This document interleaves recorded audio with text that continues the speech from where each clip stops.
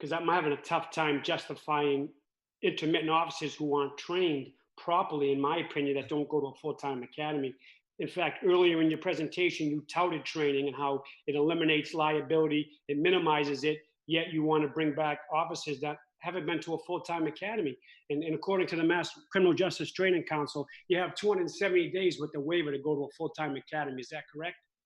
That is correct for reserves. I have not got an answer from them on specials or intermittents, although people keep telling me that. I have asked, I have not received the answer yet from them. There's also a difference in one of our offices, and the way it was explained to me when the person was hired, I was an advocate of him attending the full-time academy.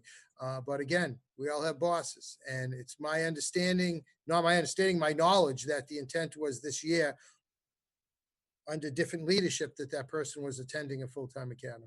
And from what I understand, we've bypassed several reserve officers that are civil service vetted, that are veterans, to put on intermittents that. That's inaccurate, Counselor. Not one of them people was bypassed at a time an intermittent was brought on that had the reserve academy. They were incapable of working because they chose not to spend the money and put themselves through the reserve academy at that time. So Right. none of them. Now, we just hired several of them. I would have to look at their statuses, but at the time that we brought intermittent and so on, there was no reserves who had an academy who were willing to work, and the ones who might have wanted to work did not have the reserve academy and had a full right to go to the reserve academy and get certified. Okay. Well, I can probably show you some paperwork to prove otherwise, but we'll do that in private and not waste any more time.